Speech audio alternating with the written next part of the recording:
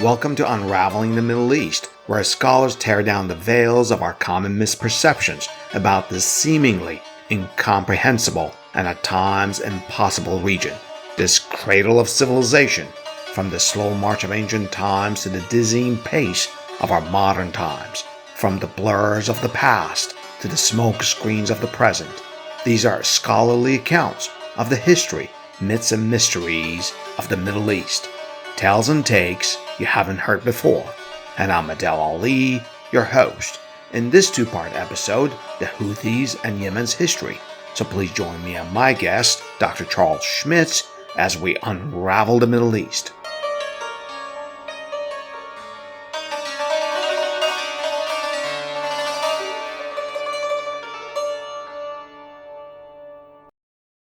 Dr. Schmitz, it's a pleasure to have you on our program. Thank you for taking the time for this conversation with me. From the 1960s to the present, Yemen has experienced many civil wars, revolutions, and a long list of foreign military involvements and even interventions. So, what are some key points that you wish to highlight for us so that we better understand this complex and frankly turbulent background? Yeah, it's a good question. I would say that the foreign intervention goes back even further. Uh, Further. Further, yeah. So it's a geopolitically strategic spot. It's on, the Bab el Mandeb, those straits. It's right on the Red Sea.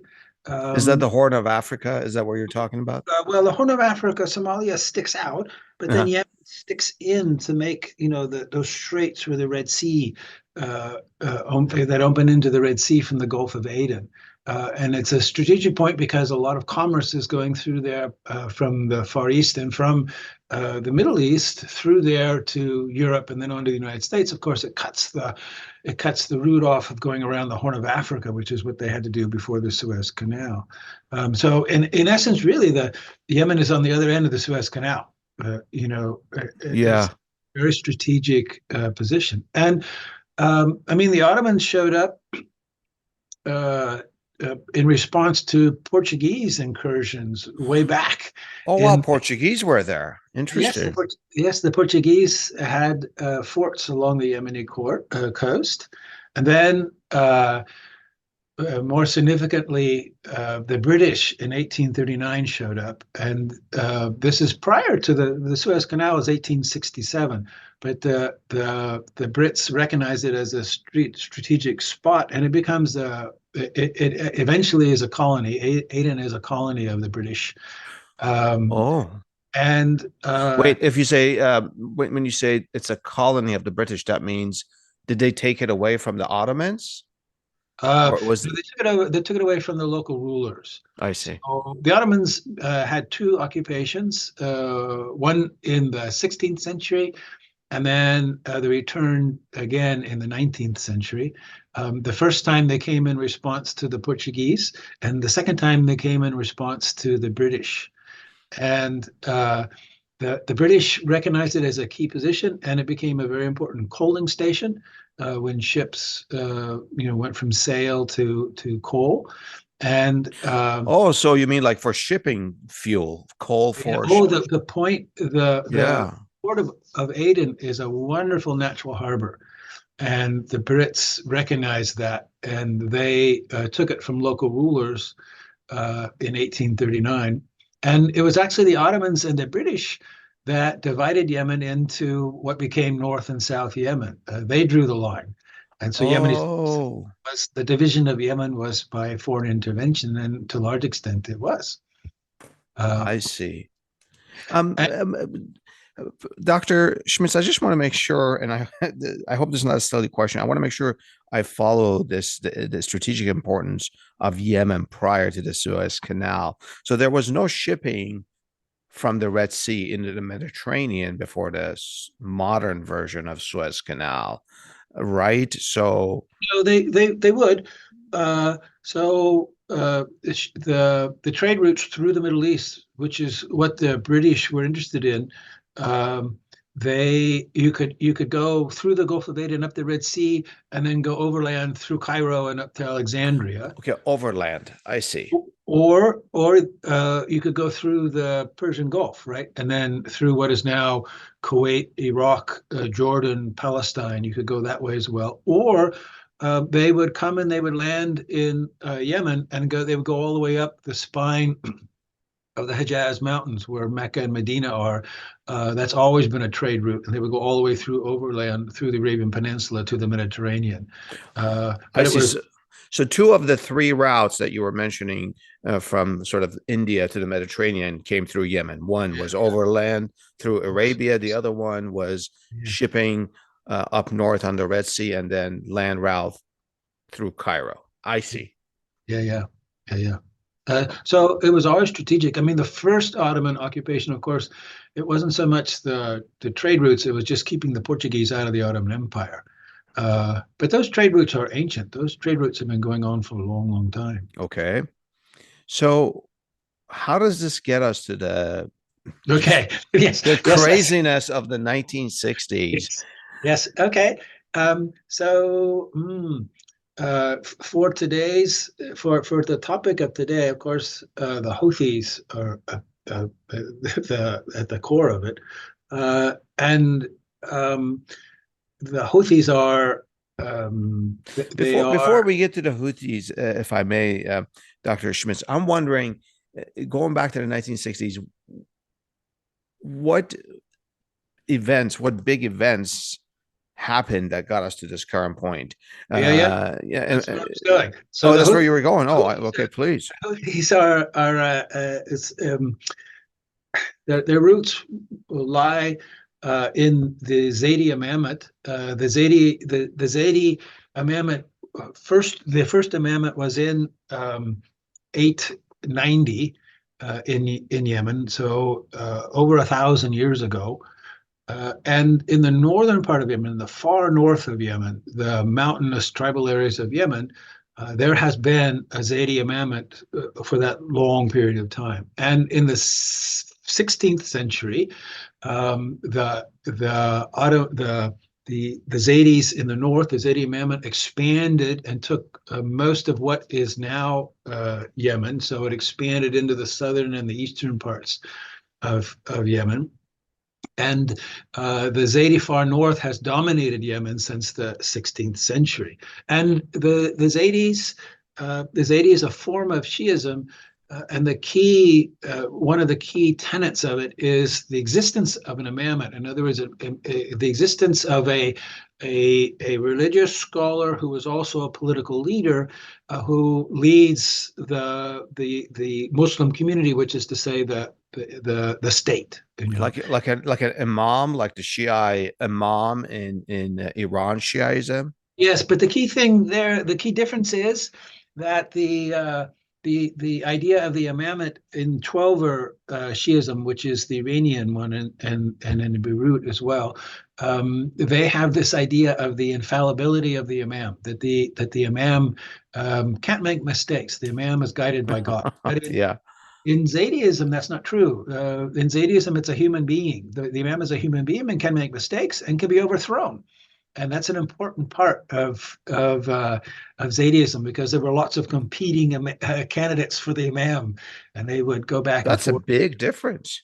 Yes, it is a big Yeah. difference. Okay. And here, let's just say now that as a result of that, and what they say is that in order to be eligible for the imam, you must be a descendant of the Prophet through Fatma and Ali, which is the line that the Shia consider to be critical for So being Fatima being Prophet Muhammad's daughter and Ali being his cousin and son-in-law.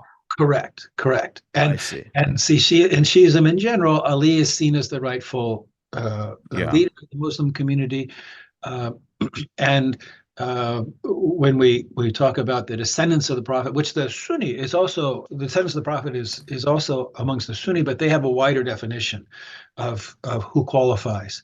And amongst in Zaydism, you have to be a member of that to be eligible to be imam. And so there was a class of people in Yemen that claimed descent from the Prophet, and so they had I want to say they were eligible, and the Houthi family is one of those Sada, and in Yemen. The Zaydi religious scholars, they would have sort of lineages of prominent scholars, and the Houthi come from one of those lineages. And in 1962, the in Yemen there was a revolution against the imamate, and it was Oh, on Gamal Abdel Nasser's free officers. They called themselves the free officers in Yemen, and they wait, Nasser was Egyptian. correct. They modeled themselves on what Nasser did in Egypt. So they took inspiration. They took Oh, inspiration from Nasser, okay. and they wanted to found a republic. And in fact, it was the imams generals that were the leading proponents of this, and so they were Zaydi themselves. We have to distinguish between those that claim descent from the Prophet, and they just an ordinary person who follows the Zaydi school, right? Hmm. And the generals, of course, were Zaydi. They were from the north, but they believed that the imamate was backward, and that they needed to found a republic in order to modernize Yemen and bring Yemen into the modern world. And of course, the key to a republic is that all citizens are equal and all citizens have the ability to be a leader, can be elected president. Yeah, of course, of course. And so this didn't sit well, of course, with the Zaydis. Now we've got to be clear about this. I mean, a lot of sort of the Zaydi North supported the revolution, and to your point, immediately upon they tried to kill the existing imam. They didn't succeed. He escaped to the north, and there he rallied tribes, and with Saudi backing, he tried to reclaim his throne, his leadership, and Nasser invaded with the Egyptians invaded to support the revolution. Uh, Oh, and they had a civil war for 8 years that more or less ended in a stalemate. Uh, but the key to it was the republic survived. So the idea of a republic survived, but it was led by conservative tribal leaders and some religious leaders. So it was conservatism, socially conservative, but the republic survived. And I'm for sorry. When the you say socially conservative, was it like an Islamic republic or just a no, republic? Okay. no, there were Islamic currents, yes, and we can say that following on a little bit, um, that at that point, so 1970, at that point, South Yemen, which had been under the British, uh, became independent, and it went far to the left. So it became a Soviet client state. Oh, And okay. the Saudis, of course, were fearful of communism, as the rest of the Arabian Peninsula was. And so the Saudis bolstered North Yemen, the North Yemeni government, and bolstered particularly conservative elements and particularly Islamic elements, yes, because in the Middle East, always Islam is used against communists because communists, Yeah. right? And Yeah. so the conservativeness, and okay, and so let me just say that the uh, the Sada are those people who claim descent from the Prophet. they were they were in a difficult position. So, a key tenet of Zaydism is that there be an imamate and that the imam be, someone of descent to the Prophet. And here they are all of a sudden in a republic. What are they going to do? And it did throw the Zaydi community into some thinking, some rethinking, and there were lots of proposals that were made. Some tried to use Zaidi, traditions and customs to justify a republic and to having a non a non-Sada, a descendant of the Prophet as the leader. So there were reformulations of Zaydism that happened, and then there were, there was a Zaydi party that was formed in 1990 when Yemen unified to participate in electoral politics. Actually, Hussein al-Houthi, the founder of the Houthi movement, was a representative in parliament for that party, Hizb al-Haq. And That means party of justice. Hizb al-Haq, yes, Yeah. Okay. yes, Hizb, party of truth, Party of truth. Oh, okay. I see. Party of truth. Could be justice. Yeah, Adala is usually justice. I see. So Zaydi party participates in parliamentary politics in 1990.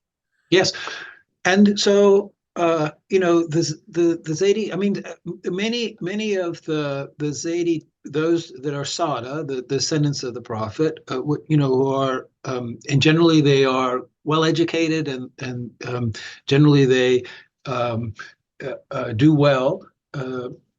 And they have in the past. They were the ones that were the imam's bureaucracy in the past in the state and whatnot. So they're the elite among them are well qualified people, quite educated. Some of them just became part of the republic and served the republic, and didn't worry about Zaydi theology and the implications that arose. But there was, and then in addition to that, the other factor that happened in that period was Saudi Arabia was supporting, conservative Islamic elements, among them, Salafis and the Muslim Brotherhood in Yemen, in the northern part of Yemen, and they were having success in the northern part. And so there was, in general, amongst Zaydis, the idea that Zaydism needed to be made relevant to the young, needed to be made relevant to the new generation, needed to be made relevant to living in the republic, and so they started kind of a cultural revival movement. Many of them, university students. Who are not, the sort of traditional Muslim scholar of the past, that model. They're educated at university, and they started making CDs for distribution and tapes for distribution. And the idea was to counter the influence of the Salafis in the north and the Muslim Brotherhood in the north, both of whom were Sunni Muslims. Yeah. I mean, still are Sunni Muslims. Yeah, that's still what I meant to say. Yeah. Okay. Yeah. And we should add that the Salafis, in particular, in the north, they targeted the Zaydis because, and they targeted the very idea that somehow Zaydis were privileged in their leadership. The Sada, the descendants of the Prophet. They espoused an egalitarianism that all Muslims are equally qualified, and that got really at the heart of Zaydi, the Zaydi identity, and so that they reacted first with this cultural movement, right? And for a time in North Yemen, the competition between these Salafis and the Muslim Brotherhood and the Zaydi revival movement was a competition of summer camps for kids. Oh, yeah, this is what they were doing. And the Saudis, of course, were well funded, and so kids were going to it, and they were being influenced. And so the Zaydi movement did the same thing. It was called the Believing Youth. The Believing Youth. And then in the 90s, we should say that Yemen fought two wars. The two Yemens fought two wars that were Cold Wars, right? That was part of the Cold War. South Yemen being Soviet allied, and North Yemen being Saudi and U.S. allied. And then in 1990, as the Soviet Union collapsed, the two Yemens got together and they decided that they would have a liberal republic. That political parties would be legal. There hadn't been political parties So before this is that. a unification. This is unification, Okay. 1990. And that the leadership of the new government um, would be determined by elections. And um, This it's, sounds good. yes, it sounds very good. Yes, Yeah. sounds very Okay. good. It didn't work. They had elections, but then they had a civil war in 1994 in which the North sort of overran the South. So the electoral process didn't quite work that way. But in that period, there was a Zaidi party. That's the Hizb al-Haq, and Hussein Houthi was the representative from 1993, I think, to 1997 in that party. And then he gave up on that. I mean, Ali Abdullah Saleh, who was the longtime ruler, who was overthrown in the Arab Spring, his regime was kind of soft authoritarian. So, always elections and always, formally, looked like a liberal state. But he had lots of ways of sort of getting his way. Uh, Cajoling, muscling his way through. yes, that's right. That's right. And Hossein Houthi seems to have, given up on that, on electoral politics. And he went away, studied in Sudan, and he came back in the early 2000s, which was the period, so 9/11, and then the build-up to the war in Iraq. And the invasion of Iraq by the United States was extremely unpopular in Yemen. Uh, and Ali Abdullah Saleh he very much um, wanted to be a U.S. ally in the war on terror, and the U.S. carried out the U.S. gave Ali Abdullah Saleh lots of assistance in the war on terror, and um, Hussein al-Houthi used the close relationship between the United States and Ali Abdullah Saleh for his political gain. So in the north, actually on January 17th, Hussein al-Houthi gave this speech in which he What year? January 17th of what year? what 2002 January, 2002. Okay. and he gave the speech in which he created the famous slogan of the movement, which is how does it go? Death to Israel, death to America, curse the Jews, long live Islam. And He's covered all his bases. I that's right. love it. That's right. That's right. And Interesting. he gave that speech, and then he told his followers to go around through the mosques and start saying that. And he did it. He did it in the north when the American ambassador was up there, and of course the American ambassador. It was intentionally designed to irritate the U.S. ambassador, but more so to irritate Al Abdullah Saleh. And he kept doing this, and his followers came down to Sana'a from the far north, and they went to the Grand Mosque, which is the big mosque in Sana'a, and they started this chant. And so Ali Basilek said, I got to arrest this guy. He's embarrassing me. And Oh, he sent a contingent up to arrest Hussein al-Houthi. And a gunfight breaks out, and then another and another. And pretty soon there's a small war going on in the north between Hussein al-Houthi and his supporters and the Yemeni government. Um, and in the summer of 2004, they kill Hussein al-Houthi. The Yemeni oh, government kills okay. Hussein. And And the Houthi movement is the namesake of Hossein Houthi, right? yes, yeah, Okay. yeah, yeah. Okay. And see, what has happened is that cultural Zaidi movement has now been transformed into a political movement. Hussein al-Houthi takes it and politicizes it. And if you read Hussein al-Houthi, it is not religious. He's not talking about religion at all. Let me qualify that. He's not talking. He's not trying to be a Zaidi scholar. He is just like many Muslim movements. He is saying that the Muslim world is weak and dominated, and Muslims need to wake up and they need to be politically united. And by doing so, they will overthrow their oppression. and the primary oppressors are the Americans and the Israelis in the Middle East. And so if the Muslims just stand up and get the United States out and get Israel out, get the Israeli influence out, then Muslims will be strong and powerful, and et cetera, et cetera. That's the gist of it. And so it's a geopolitical position. It's So this not is not Islam, the theology. This sounds like political Islam. correct. Yes, it's fair. And the Yeah. Houthis still are that way. I mean, you will find with Abdel Malik is Hussein's brother who took over after Hussein was killed. You will find theological statements. You'll find theological arguments, and they're all trying to establish Shiism as the rightful Islam and trying to establish Zaydism, a particular form of Zaydism, as the proper way to be a Muslim, et cetera, et cetera.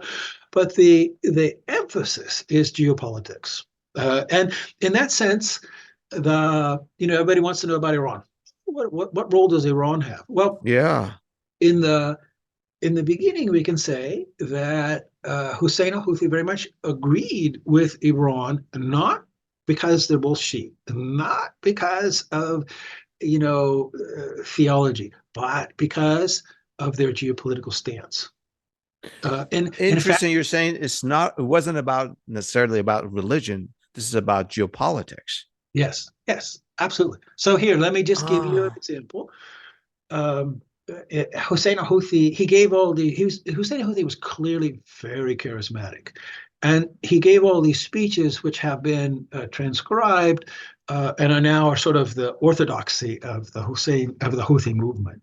And I remember reading one of them in which he says, that he admires Hussein al-Houthi, admires Khomeini, but he admires him not because of his Shiism, of his Twelver. That's the name for the Iranian Shiism. His Twelver, Imamiyya, it's called. Not because of his Imamiyya.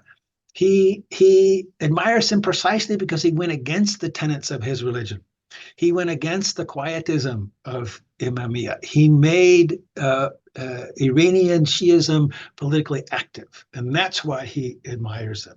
And that's the same that Hussein al-Houthi says about Zaydism. In fact, at one point, Hussein al-Houthi says, what does studying Zaydism do? Nothing. It makes us passive. It ruins our minds. Let's take these books and throw them against the wall. What we need to do is be active. That's what we need to do. So, I mean, it is got a religious, and if you read Abdel Malik, the Houthi movement, they justify everything in with Quranic quotes and all of this. So in that sense, it's religious, but the heart is geopolitics. oh wow, that's amazing. Let's take a break here. In the next segment of our conversation, we'll talk about the Houthis and their wars and what's happening now.